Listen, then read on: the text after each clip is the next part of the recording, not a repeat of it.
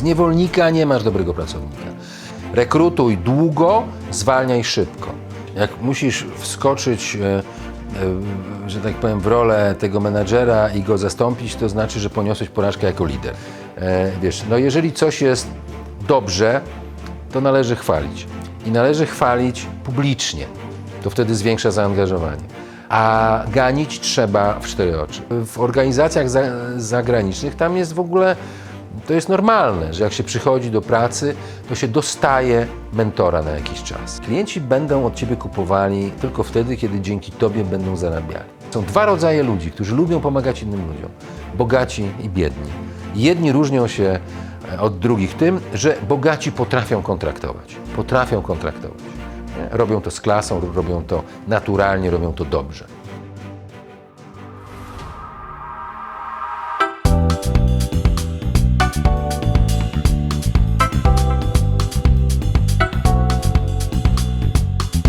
Radio Biznes. No to wracamy z drugą częścią audycji. Poprzednio omawialiśmy, czym jest Radio Biznes.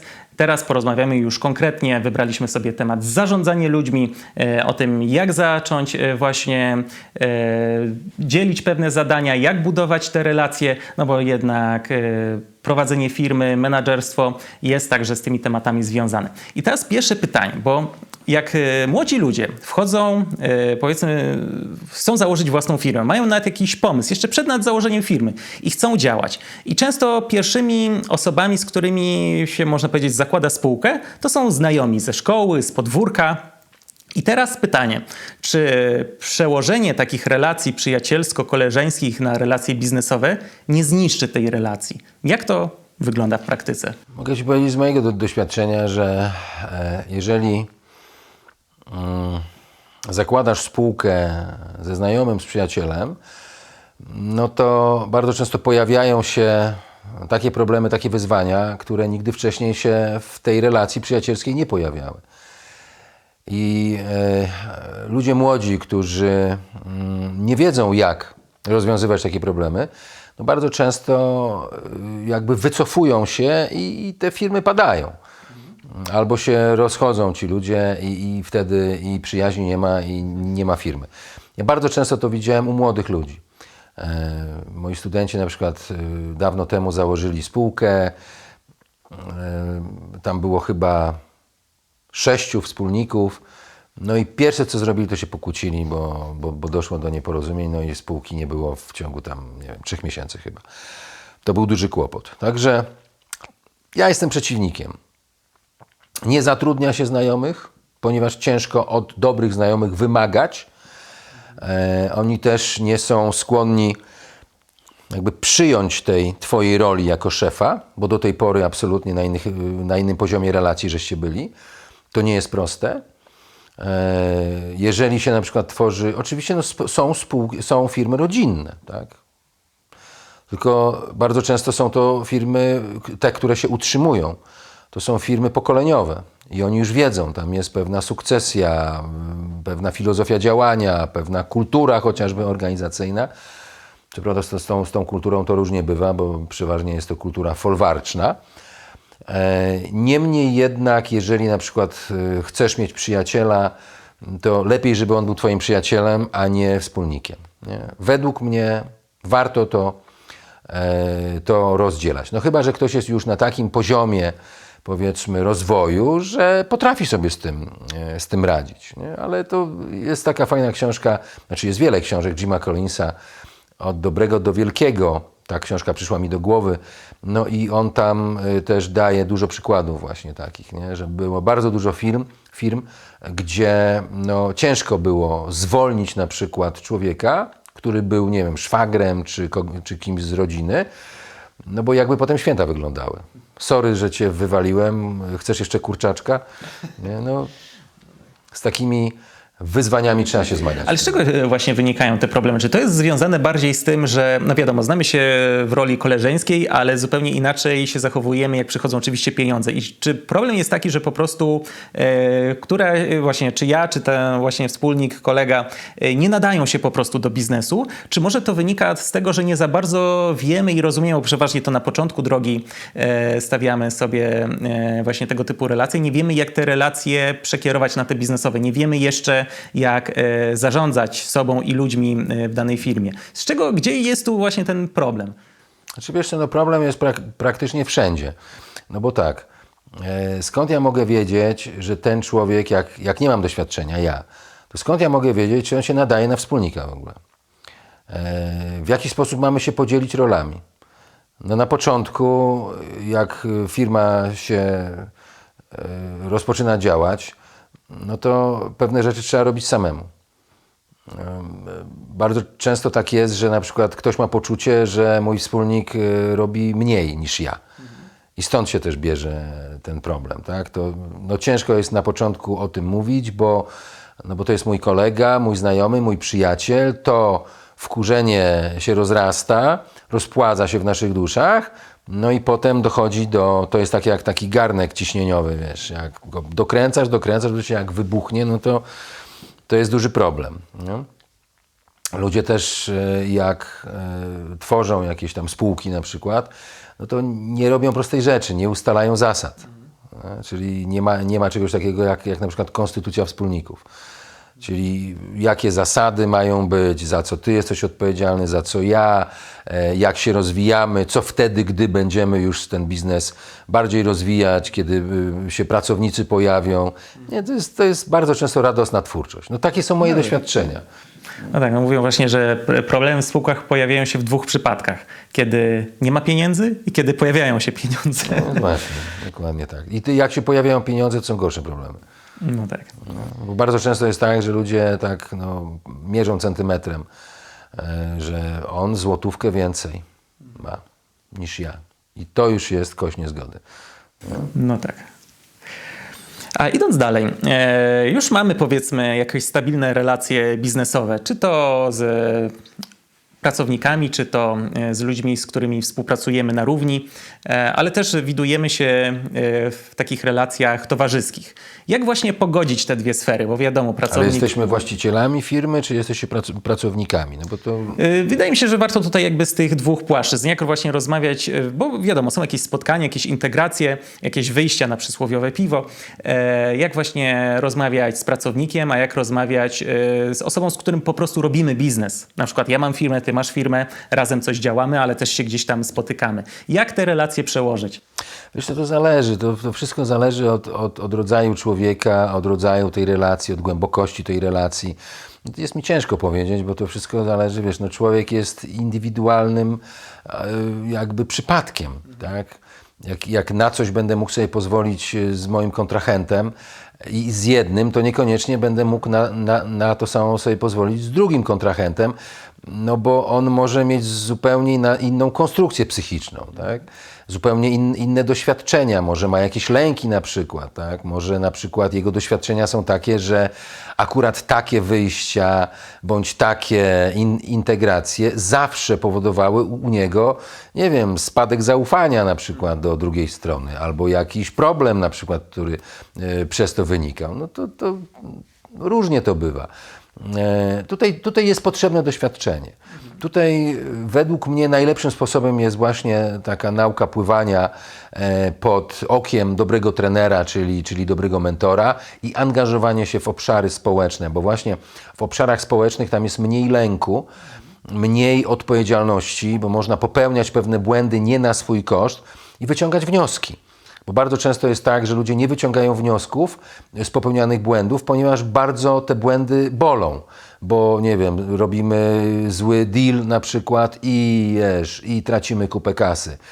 I wtedy emocje powodują to, że ciężko jest wyciągać wnioski. Najpierw trzeba te emocje jakby się z nimi dogadać, a potem nie ma czasu na wyciąganie wniosków, czyli ludzie zasuwają ciągle popełniając bardzo często te same błędy. Nie?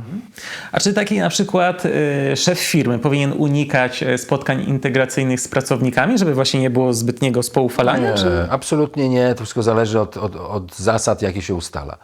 Wiesz, no to jest gra po prostu, tak? Jak, wiesz, zmieniasz zasady w trakcie gry, no to ludzie są zawiedzeni, tak? Ale na takich spotkaniach integracyjnych bardzo wiele można załatwić. Można się dowiedzieć takich rzeczy, o których nie mieliśmy czasu się dowiedzieć, spostrzec pewne rzeczy jako szef firmy. Ja mogę zobaczyć na przykład, wiesz, kto na przykład jak się zachowuje w takich sytuacjach, kto może mieć jakiś problem. Ja jako szef i robiąc właśnie takie spotkania integracyjne, bardzo często zapraszałem moich ludzi ze swoimi partnerami czy partnerkami. I wtedy sprzedawałem rolę tego człowieka w tej firmie jej jej partnerowi czy partnerce, tak? Mówiąc, że pani sobie zdaje sprawę, że pani mąż jest głównym filarem tej naszej firmy, że dzięki niemu to i to. I oni się dziwili wtedy bardzo, że naprawdę? Mój mąż taki jest? On mi nic nie mówi.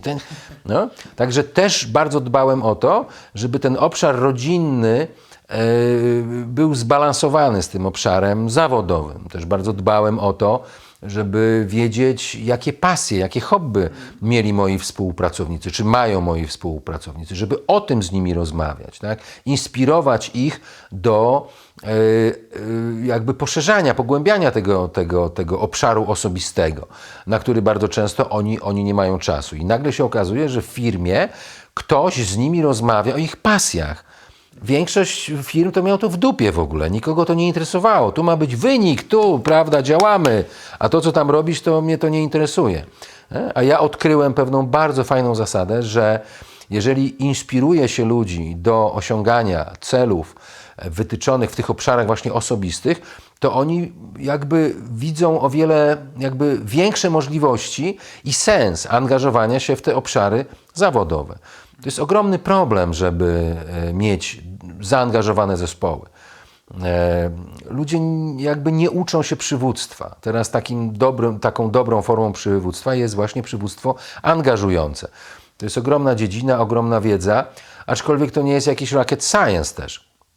Można się tego nauczyć. Takie badania na przykład były robione, profesor Heike Bruch z Uniwersytetu St. Gallen w Szwajcarii prowadziła badania na firmach europejskich i okazało się, że tylko 10% w ogóle pracowników jest jakoś mocno silnie zaangażowanych w to, co robią. Takie badania też były robione przez taki duet twórców strategii Błękitnego Oceanu. On Azjata, ona Kanadyjka, on się nazywa Cham Kim i René Mayburn. I oni robili takie badania dla Instytutu Gallupa, gdzie również badali na firmach pracowników firm amerykańskich. I okazało się, że tylko 30% tych pracowników w tych firmach amerykańskich dobrze wykonuje swoją robotę. Dobrze. 50% gra w taką grę, jak to fajnie Jacek Santorski powiedział, gra w taką grę raz, dwa, trzy, przełożony patrzy. Jak patrzy przełożony, to pracują, jak nie patrzy, to nie pracują. A 20% to są pracownicy wręcz przeciwproduktywni, sabotujący w ogóle to, co mają robić. I okazało się, że jak to profesor Obój powiedział, że tacy ludzie powinni mieć na t-shircie napisane „jestem kosztem”. A dlatego między innymi, że jak się okazało, to te 20% przeciwproduktywnych pracowników przysparzało co roku $500 biliona, po polsku biliona, po angielsku $1 trillion, $500 biliona strat dla gospodarki amerykańskiej. Nie? Także to jest bardzo ciekawa dziedzina. No i większość większość menadżerów, większość właścicieli firm powinno uczyć się przywództwa, takiego angażującego przywództwa. Tego się z powietrzem nie wdycha, tego po prostu trzeba się nauczyć. Właśnie, ale jak to na przykład zwracać się? Taki jakiś już weźmy jeden mały konkret na tablicę. Czy zwracać się per pan, czy może po imieniu między właśnie pracownik, menadżer, szef? Wiesz co, no to zależy jaka jest kultura organizacyjna w firmie. Przeważnie tej kultury organizacyjnej nie ma. No? Jak na przykład pojawiły się firmy w latach 90. zaczęły się pojawiać firmy zagraniczne w Polsce, to tam weszły z kulturą organizacyjną, tą zachodnią, którą bardzo często trzeba było przeorganizować, tak, bo Polacy nie byli jakby przygotowani na te wyzwania, które dawała tamta kultura organizacyjna, ale na przykład tam było napisane w tej kulturze organizacyjnej, że wszyscy mówią sobie po imieniu. Ja jak pracowałem w Raiffeisen Bank przez wiele, wiele lat, to tam wszyscy mówili sobie po imieniu, oprócz prezesa, który chyba sam do siebie mówił, panie prezesie nawet. Także to zależy. Ciekawe. Zakładając już, że mamy jakiś zespół, prowadzimy jakiś projekt, zdarza się na pewno taka sytuacja, że zespół działa nieefektywnie albo za wolno, ale boimy się, tak powiedzmy, z góry nakrzyczeć, żeby ruszyć, że tak powiem, ruszyć do działania. I teraz pytanie, jak znaleźć tutaj balans? Czyli jak przyłożyć, ale tak, żeby nie zabolało? Znaczy ja nie wiem, czy tutaj trzeba przyłożyć, bo jeżeli jest taka sytuacja, to już jest jakby trochę za późno. To już wtedy trzeba stosować jakąś taką terapię, jak terapia małżeństw na przykład, tak? Kiedy ludzie idą po pomoc już wtedy, kiedy mało co da się zrobić. Nie? To jest tak, jak ludzie idą do prawników. Jak już mają akt oskarżenia w ręku, albo sprawa już jest tak zagrzebana, że nic się nie da zrobić, to dopiero wtedy idą do prawników i żądają szybkich rozwiązań. Takim rzeczom trzeba zapobiegać. Czyli powiedzmy szefostwo, management firmy powinien być na tyle jakby mądry, inteligentny, aby wyczuwać pewne rzeczy, aby wyczuwać pewne sytuacje. Powinni się szkolić, powinni też pracować nad sobą ci ludzie. Ale już wyczują taki moment. Co wtedy powinni zrobić? Wtedy, wiesz, według mnie trzeba się udać do specjalisty wtedy, tak? Jak już coś jest skrzanione, a myśmy to skrzanili, no to zanim my się nauczymy tego, jak to doprowadzić zusammen do kupy, no to jakby wyprowadzić na prostą, no to może już być za późno. Nie? Także wtedy powinni pojawiać się specjaliści, ale dobrzy specjaliści, z rekomendacji, tacy lekarze biznesowi. Jest bardzo mało takich ludzi, ale wiesz, tak jak na przykład, wiesz, jest ból zęba. No? Trochę boli, wezmę tabletkę, przestanie, tak, ściemniamy. Ale cały czas czujemy, że coś tam jest nie tak. Nie? No to czym dłużej będziemy z tym chodzić, tym większy problem może być, bo potem jak już zacznie nas łupać tak, że nie dajemy rady, to nie lecimy do szewca albo do kowala, tylko lecimy do stomatologa, rzucamy się na fotel i mówi, rób pan, oby przestało boleć. No. Także jest potrzebny specjalista, ale żeby jakby nie doprowadzić do takich sytuacji, no to może warto zapobiegać niż leczyć. Czyli warto pracować z ludźmi, którzy przyjdą z zewnątrz do firmy i zobaczą, co tam może ich czekać w tej firmie, tych menadżerów, tak? Czego oni nie widzą. No bo bardzo często jak jesteś w tym procesie, to nie widzisz pewnych rzeczy, nawet nie chcesz widzieć pewnych rzeczy, tak? Przyzwyczajasz się do niektórych tam procesów czy zachowań, a one mogą być destrukcyjne. I wtedy człowiek z zewnątrz, jak przychodzi zewnętrzny konsultant i mój wspólnik doktor Zdzisław Nieckarz zawsze to powtarza, tak? Że warto od czasu do czasu wziąć sobie takiego zewnętrznego konsultanta, który przyjdzie i zobaczy, czy wszystko jest ok. To jest tak, jak idziesz na przegląd do stomatologa, tak? Czy jest ok, czy jednak coś tam się dzieje. No bo jeżeli nie pójdziesz i pójdzie ci tam jakaś próchnica, no to potem może być problem. Nie? I więcej się za to zapłaci wtedy. A tutaj jak idziesz na przegląd albo, nie wiem, jakaś tam korekcja, cokolwiek, no to nie są to takie duże pieniądze. Nie? Ale w Polsce jest tak, że dopiero trzeba sprawę zagrzebać tak, że po prostu już, wiesz, nic się nie da zrobić, to wtedy ewentualnie wola Boga, tak? I natychmiast musi być lepiej. Tak? Ostatnio mieliśmy taką sytuację ze wspólnikiem właśnie, że zagrzebali sprawę przez wiele lat i zaprosili nas, abyśmy naprawili natychmiast. No wiesz, no to trzeba mieć różdżkę, prawda, i być Davidem Copperfieldem, żeby ewentualnie coś takiego zrobić, nie? Jak się zagrzebywało, działało się wbrew i na szkodę przez wiele lat, no to ciężko jest to natychmiast wyprowadzić. No tak, no stąd chyba określenie Polak mądry po szkodzie. Gdzie tam? Skąd tam? Polak mądry po szkodzie. To No tak długo zwlekamy. I przed szkodą, i po szkodzie głupi, muszę ci powiedzieć. Bardzo często tak jest. A myślimy właśnie o jakimś podejściu do pracowników. Machiavelli powiedział, że władca bardziej powinien budzić strach niż miłość. Może w polityce to się sprawdza, ale czy w biznesie? To się może sprawdzać na krótką metę. Bo wiesz, z niewolnika nie masz dobrego pracownika. No ciężko jest wprowadzać to przywództwo angażujące, kiedy ludzie się ciebie boją. Kiedy na przykład patrzą, w jakim nastroju dzisiaj jest mój szef. Czy ja mogę do niego pójść i o coś spytać, czy też nie. No to jest chore po prostu. Tak nie powinno być.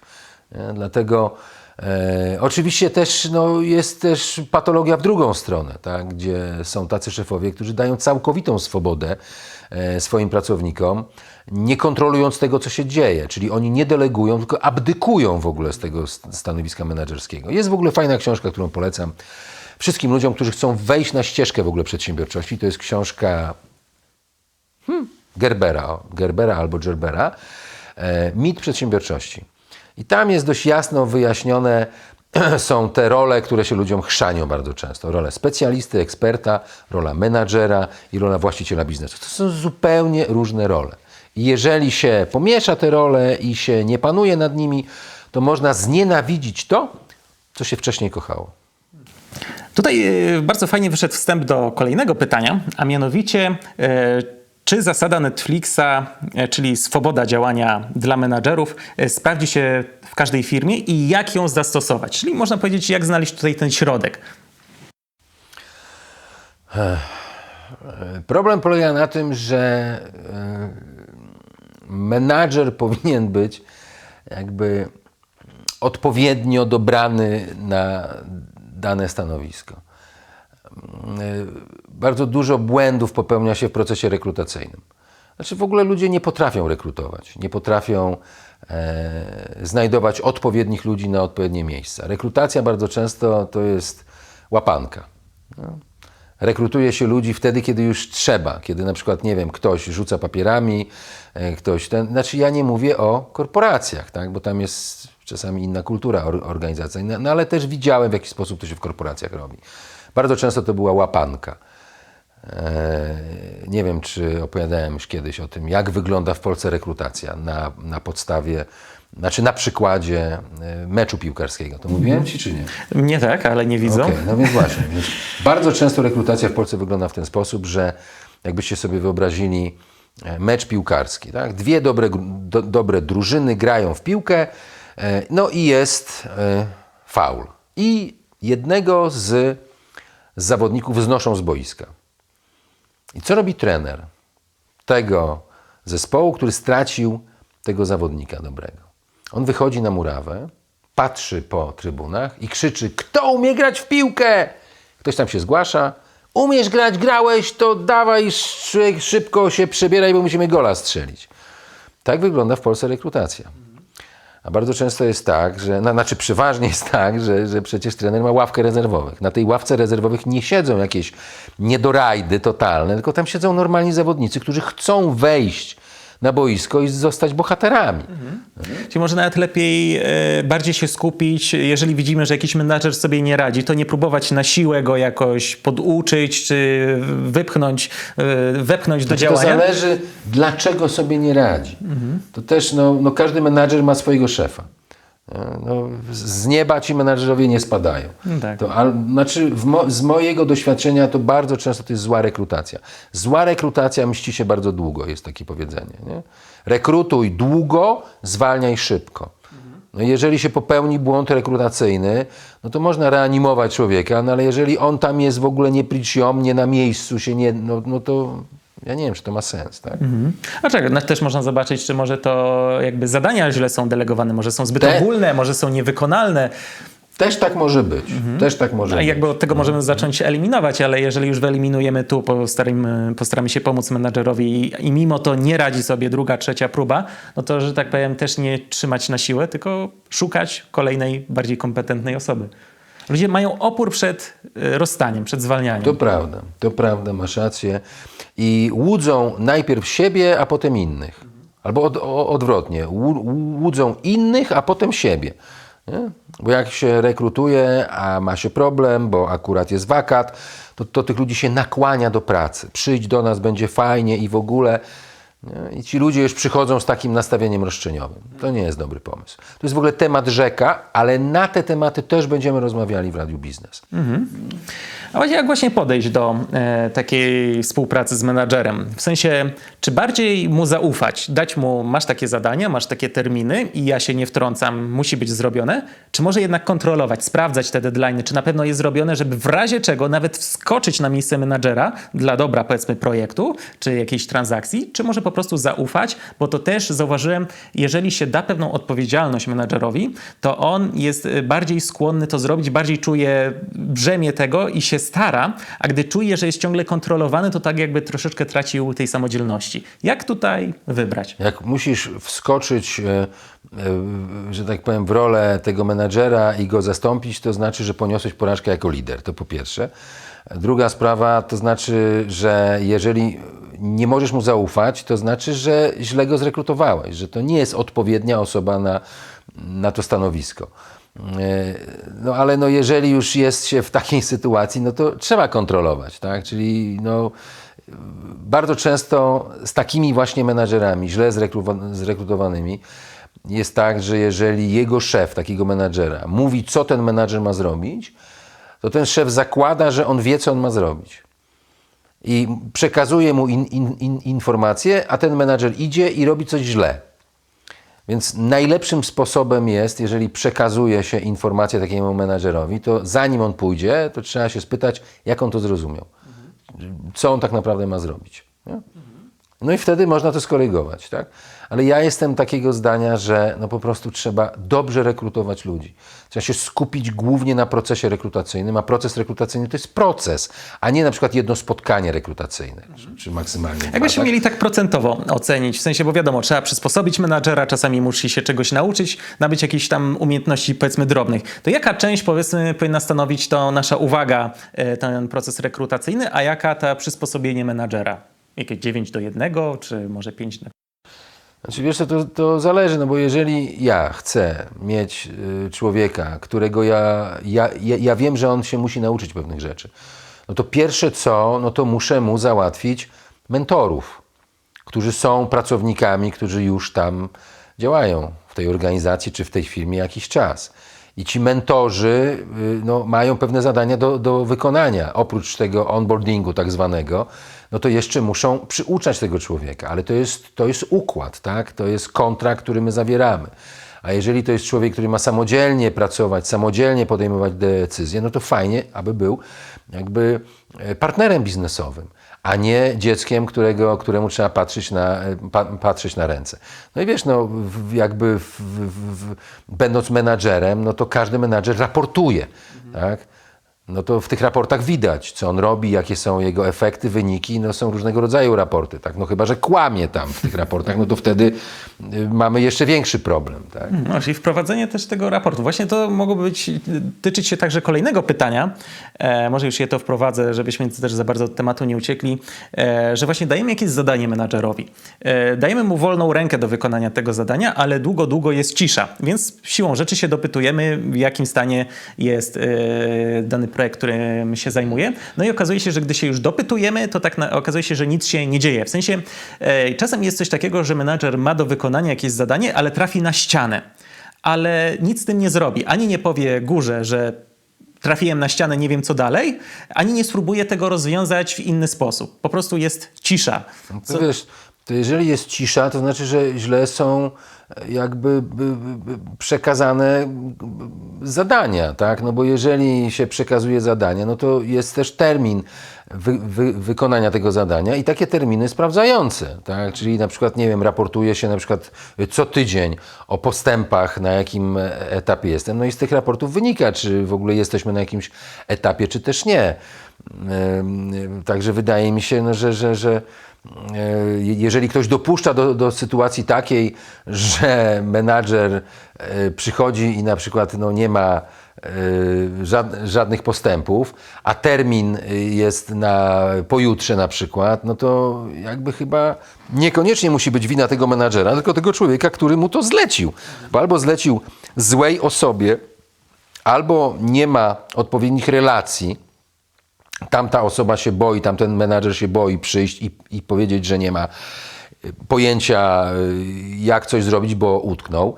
Nie ma też odpowiednich relacji w firmie, no bo on też powinien jakby pracować z ludźmi, z mentorami, którzy już robili coś takiego i mogą mu pomóc w każdej chwili, żeby nie musiał zawracać głowy swojemu szefowi. No, jest to po prostu, wiesz, no, przedszkole, nie?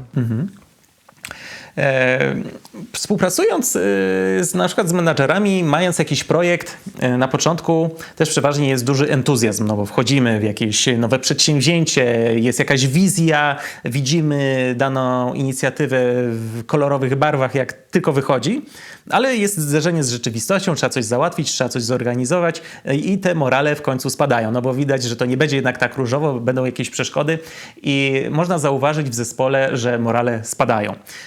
I można zauważyć wreszcie taką tendencję, że ludzie celowo szukają jakichś wymówek, żeby zakończyć projekt. To nie są już wymówki takie, które rzeczywiście są problemem, tylko wyolbrzymiają to, co jest, albo szukają nowych, ponieważ chcą zakończyć dane przedsięwzięcie, ponieważ już stracili jakby tą chęć realizowania danej rzeczy. Jak tutaj podnieść te morale? Jeżeli stracili chęć, to znaczy, że nikt nie dbał o te morale.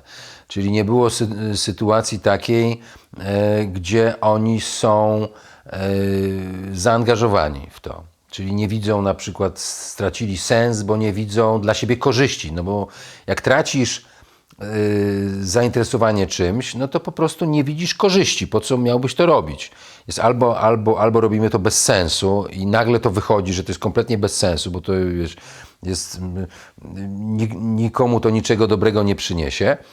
No i wtedy no, szef tego projektu powinien jakby no, też być wtedy gdzieś tam obok i widzieć to, co się dzieje. A w ogóle to też powiedziałeś o takim zaklętym kręgu, który bardzo często się pojawia w organizacjach, że na początku ten pierwszy okres to jest okres mitów.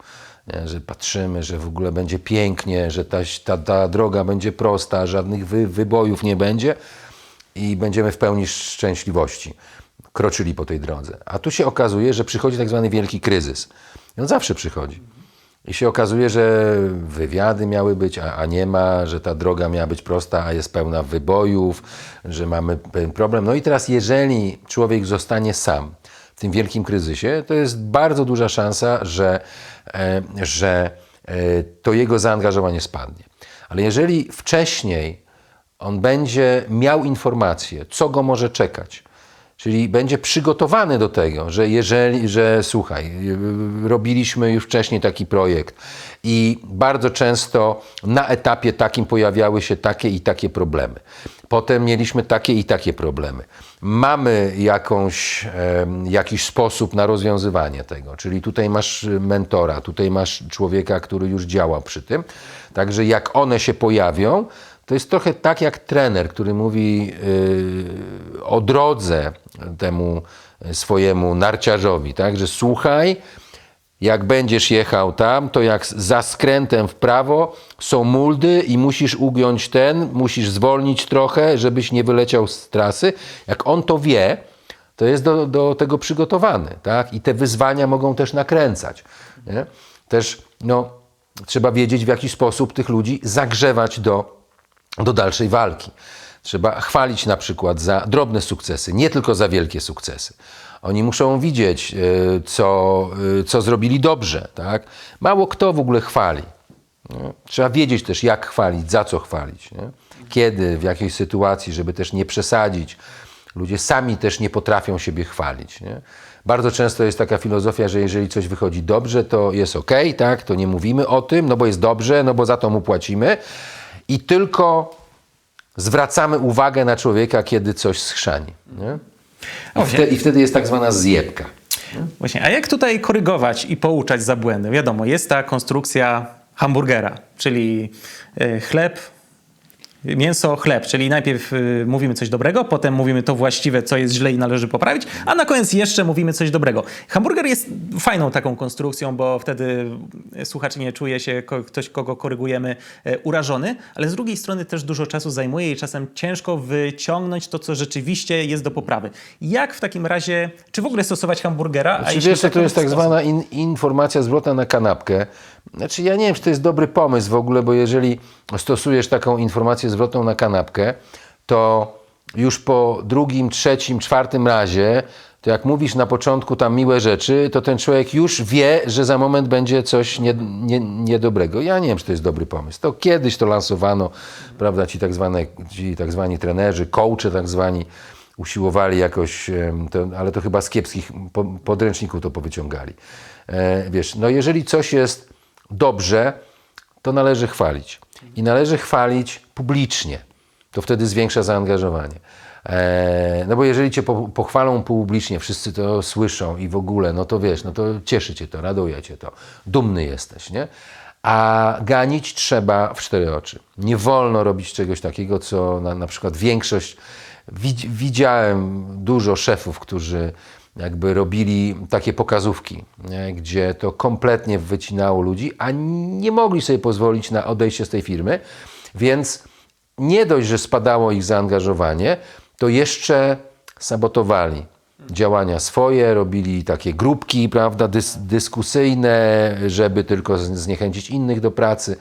Trzeba wiedzieć, jak to zrobić. Nie podam ci recepty, ale powiedzmy w tej całej wiedzy, w tej psychologii przywództwa jest bardzo dużo takich rzeczy, których no, warto się nauczyć. Być liderem, a nie menadżerem. No tak. Współpracując z ludźmi spotykamy różne rodzaje stanowisk. Powiedzmy wyróżnię takie dwa, czyli mamy menadżera i mamy specjalistę. Ludzie do zupełnie różnych działań, ludzie zupełnie inaczej myślący. Jak z nimi rozmawiać, jak im rozdzielać zadania między specjalistą a menadżerem? Znaczy wiesz co, no do specjalistów, czy do handlowców na przykład, czy do ekspertów, którzy nie zarządzają niczym, no gada się zupełnie innym językiem niż do menadżerów. Zupełnie inne argumentów się używa. No ciężko jest mi ci teraz powiedzieć, jak to zrobić i w jaki sposób, ale to zależy od powiedzmy korzyści, tak? Czyli jak masz specjalistę, eksperta, no to on widzi raczej korzyści swoje, a nie korzyści zespołu swojego. Nie?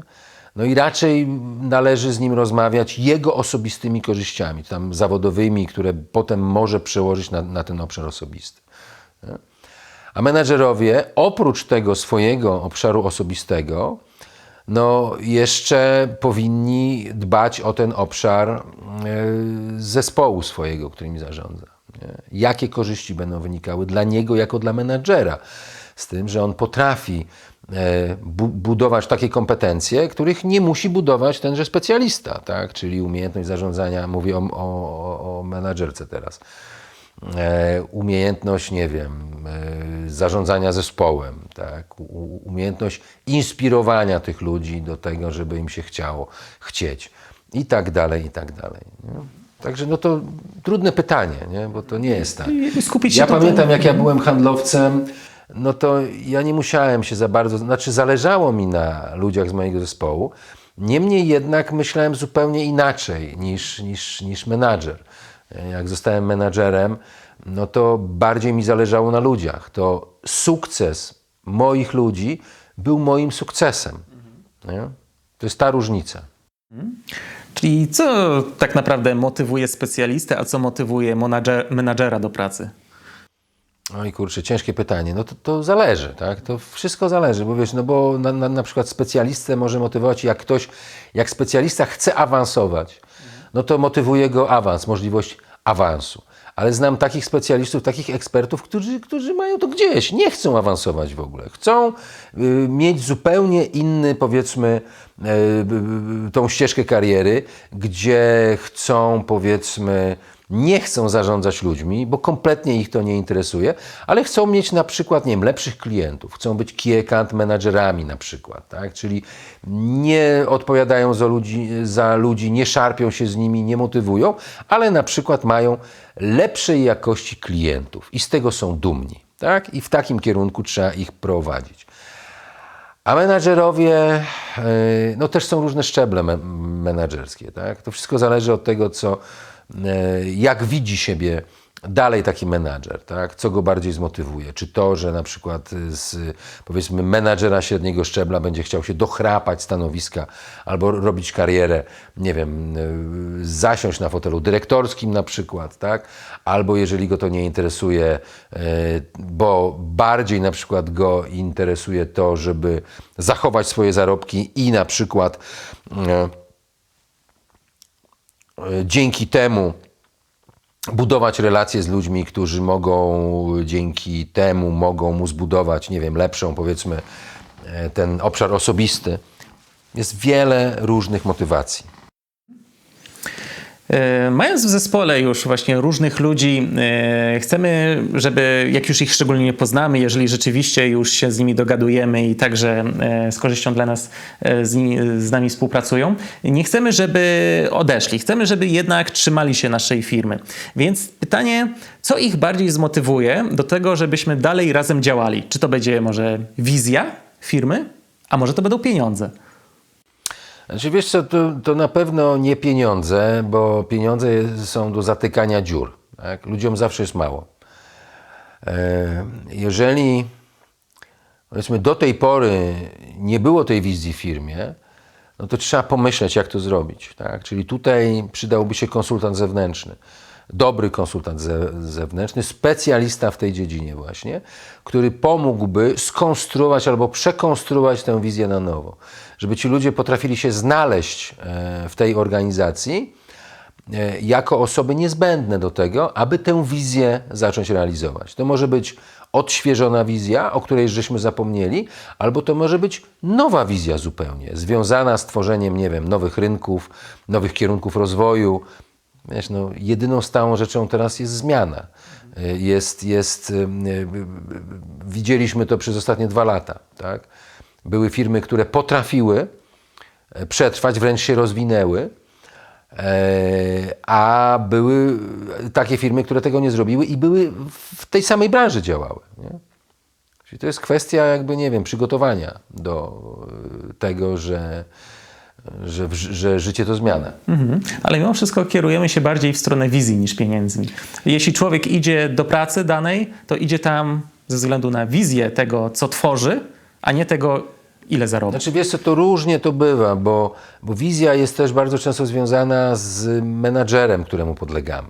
Ludzie jak odchodzą z firmy, to nie odchodzą od firmy, tylko odchodzą od szefa, bardzo często w Polsce, mówię o Polsce. Tak? Czyli to jest taka sytuacja, gdzie ja już po prostu nie mogę wyrobić z tym gościem.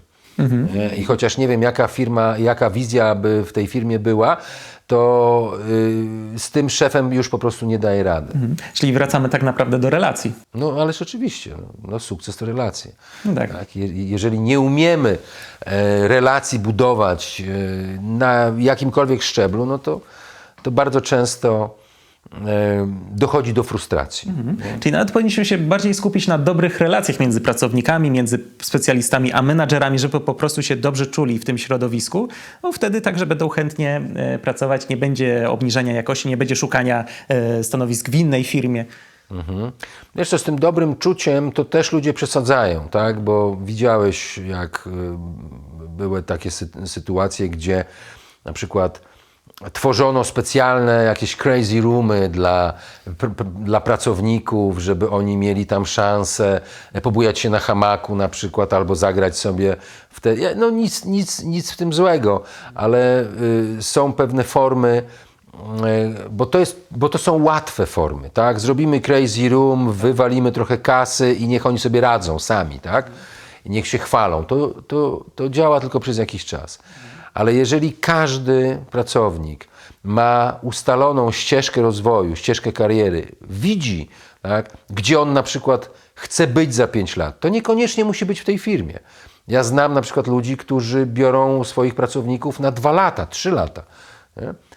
Po odpowiedniej rekrutacji oni wiedzą, że w tej firmie nabędą takich i takich kompetencji, a potem tych pracowników rekomendują dalej do innej firmy, gdzie wiedzą, że oni tam będą jakby kontynuowali tę ścieżkę kariery. To jest w ogóle, wiesz, no nie do pomyślenia w Polsce, tak? A co ja mam? Rekrutować dla innej firmy? Ale to się nazywa reguła wzajemności. Ja na przykład jak rekrutowałem do swojego zespołu ludzi, czy tam do swojego regionu, a miałem dość skomplikowany proces rekrutacyjny i miałem człowieka, który już mi się wykruszał, bo ten proces rekrutacyjny czasami trwał 4 miesiące, 5 miesięcy, 6 miesięcy i już widziałem, a ja nie miałem jakby miejsca dla niego, bo ja cały czas rekrutowałem, bo a nuż mi się jakiś diament trafi. I jak widziałem, że ten człowiek już musi podjąć decyzję, już musi zacząć działać, musi zacząć zarabiać, no, a u mnie nie było miejsca, to ja dzwoniłem do konkurencji. Dzwoniłem do kumpla z innego banku, mówię, słuchaj, mam człowieka, który jest u mnie w procesie rekrutacyjnym już na przykład 3 miesiące. Jest świetny w tamtym. Zrobił takie i takie ćwiczenie, zrobił symulację tego, ma takie i takie cechy. Sprawdziłem jego rekomendacje i słuchaj, problem polega na tym, że ja nie mam dla niego miejsca u siebie. Czy chciałbyś go? Zawsze było, Jezu, dawaj człowieku, bo mało kto w ogóle potrafił rekrutować ludzi. Nie? Dla mnie bycie dobrym menadżerem, dobrym liderem to jest umiejętność dobierania odpowiednich ludzi w procesie, głównie w tym procesie rekrutacyjnym. Nie? No i potem oczywiście selekcja, powiedzmy w trakcie roboty. Nie? No tak, no silne fundamenty pozwalają nam zbudować. Moglibyśmy godzinami na ten temat rozmawiać, ale nie mamy tyle czasu. No tak. Ostatnie pytanie, takie trochę zamykające, bo rozmawiamy tutaj o relacjach, o tym, jak rozmawiać z menadżerami, jak rozmawiać z specjalistami, ale to wszystko jeszcze są takie, można powiedzieć, umiejętności miękkie. To wszystko nie jest na papierze. No, relacji nie da się opisać na papierze za bardzo. Ale jakieś zasady muszą być w firmie, w szczególności jeżeli się rozrasta. Więc jakie to powinny być zasady i czego powinny dotyczyć, jakich sfer pracy, życia, żeby ta firma się rozwijała, ale przede wszystkim, żeby się nie rozpadła w wyniku właśnie braku tego fundamentu? Wiesz co, no, po pierwsze zasady obsadzania odpowiednich ról odpowiednimi ludźmi, to po pierwsze. Czyli wracamy do początku.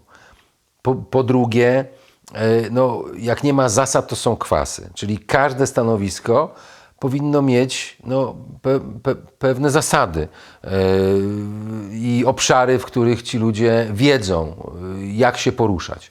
Tak? Czyli oprócz tego każdy nowy człowiek powinien dostać mentora. I tym mentorem nie jest jakiś człowiek, którego się zatrudnia na stanowisko mentora, tylko to jest człowiek, który pracuje już w tej firmie jakiś czas, jest na równorzędnym stanowisku, ma o wiele większe doświadczenie, wiedzę, wie z kim gadać, z kim nie gadać, jak działać, jak nie działać.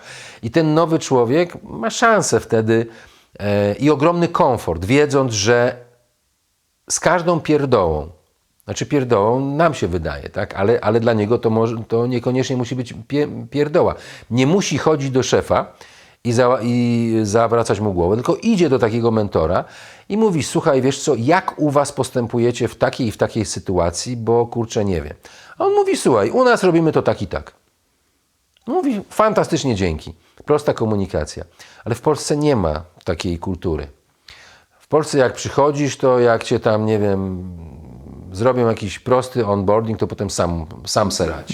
Nie? A mnie ktoś uczył w ogóle, Właśnie, nie ma tych zasad tego Więc trzonu. właśnie, w organizacjach zagranicznych tam jest w ogóle, to jest normalne, że jak się przychodzi do pracy, to się dostaje mentora na jakiś czas. Nie? No tak jak tak jak w organizacjach, nie wiem, biznesowych typu BNI, czy na przykład w Toastmasters. A z czego wynika, że w Polsce nie ma takiej kultury? Czy to wynika z tego, że jeszcze jesteśmy młodym krajem, jeżeli chodzi o przedsiębiorczość? Czy może wynika z naszej mentalności? Gdzie jest tutaj ten haczyk? Wiesz co, robimy to, co znamy. A ponieważ w Polsce nie ma takiej kultury mentoringu, to dopiero raczkuje. Jest też jakiś taki brak zaufania do drugiego człowieka. Ludzie nie chcą się dzielić swoją wiedzą, bo nie widzą korzyści, bo nikt im nie potrafi przedstawić tych korzyści. No to dlatego tego nie robią. No to tak jak wspomniałeś, że rekrutujesz człowieka, a potem podrzucasz go konkurencję. Całkowicie sprzeczne myślenie. No Nikt, właśnie. bo można by powiedzieć, normalny w Polsce by tego Ale nie wiesz zrobił. co? Coś ci powiem, bo to się tak ładnie po łacinie nazywa do ut des. To jest reguła wzajemności. Daję, abyś dał. W przyrodzie nic nie ginie. I bardzo często bywały takie sytuacje, gdzie ja na przykład potrzebowałem jakichś informacji, czy nie wiem, pomocy jakiejś. Jak ja dzwoniłem do tego człowieka, któremu przekazałem 1, 2, 3 ludzi i powiedziałem, słuchaj, teraz ja potrzebuję twojej pomocy. To nikt mi nie powiedział, spadaj na drzewo. No bo chyba by im głupio było nawet, nie? No tak. To jest ciekawe, że biznes robi się z ludźmi, których lubimy. Tak naprawdę. Bardzo często tak jest, aczkolwiek to różnie to bywa, bo czasami tak jest, że można zrobić biznes z człowiekiem, którego nie lubisz, no ale wtedy ciężko tu mówić o jakichkolwiek relacjach. Trzon, fundamenty tej relacji są dosyć słabe. Jakaś rzecz nieopłacalna, nie wiem, dla jednej strony będzie to trochę mniej opłacalne, no to może zerwać współpracę, pójść do konkurencji. No więc właśnie, i to jest właśnie to.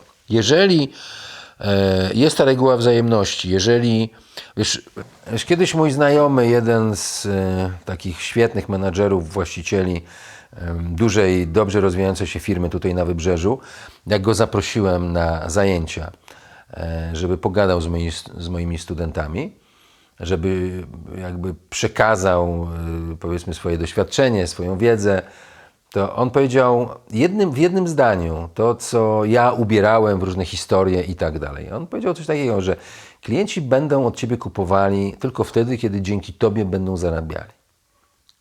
To jest ciężkie do zrozumienia tak od razu, bo jeżeli na przykład ja tylko operuję ceną i ty jesteś moim klientem, bo ja mam taniej, to jak przychodzi konkurencja i mówi, że ona ma taniej niż ja, no to prosta decyzja. No, skoro macie taniej, no to proszę bardzo. Ale jeżeli ja mam z tobą relację, ty mnie lubisz na przykład, ja na przykład podsyłam ci klientów, wcale tego nie muszę robić, ale ja ci podsyłam klientów, na których ty zarabiasz.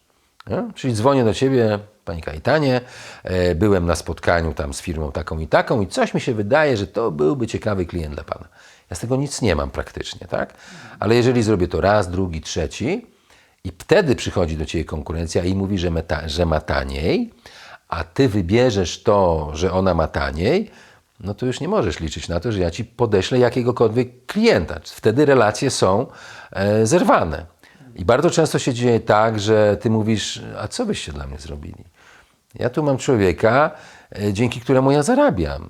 Ja zarabiam 2 razy tyle albo 3 razy tyle, niż ty mi tutaj obniżasz cenę. Won mi stąd, nie? Na czym to polega? To się tak wydaje ludziom, że jak coś dają za darmo, to jest takie bezinteresowne, ale tak naprawdę jest tym interes, chociażby takiej wdzięczności, zrozumienia, potem pomocy w przypadku, jeżeli znajdziemy się z drugiej strony. Znaczy, jeżeli coś komuś dajesz i nie ma wdzięczności z jego strony, no to po prostu już nic mu więcej nie dasz i tyle. Tak? To jest proste, tak to działa. Jest taka fajna książka, którą też polecam, Adama Granta, Dawaj i bierz. I to jest książka, która doskonale pokazuje, w jaki sposób można zidentyfikować typowych biorców. To są ludzie, którzy tylko od ciebie wezmą, nic ci w zamian nie dadzą i takich ludzi trzeba oddawać konkurencji. Współpracuje się z dawcami i z kontraktorami. Najlepiej z kontraktorami, bo z nimi jest prosta rozmowa, tak? Że jeżeli na przykład ty go prosisz o pomoc, to on mówi, dobra, to pomogę ci i wiesz co, ja wiem, że ty masz jakiś tam kontakt, to w zamian za to jakbyś mógł mnie tam też zarekomendować, nie? Od razu kontraktują. I kiedyś pamiętam, Grzesiek Turniak powiedział mi, mój mentor właśnie, jeden z moich dobrych kolegów, powiedział mi kiedyś coś takiego, że są dwa rodzaje ludzi, którzy lubią pomagać innym ludziom. Bogaci i biedni. Jedni różnią się od drugich tym, że bogaci potrafią kontraktować. Potrafią kontraktować. Nie? Robią to z klasą, robią to naturalnie, robią to dobrze. Nie na siłę. Także może warto nauczyć się tego. I między innymi w Radiu Biznes będziemy o takich rzeczach mówili i takich fantastycznych ludzi zapraszali do wywiadów na przykład i do rozmów na temat sukcesu i tego, w jaki sposób żyć. Być szczęśliwym, radosnym i opływającym w sukces. Super.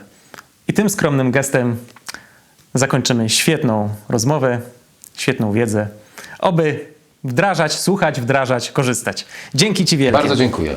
Super.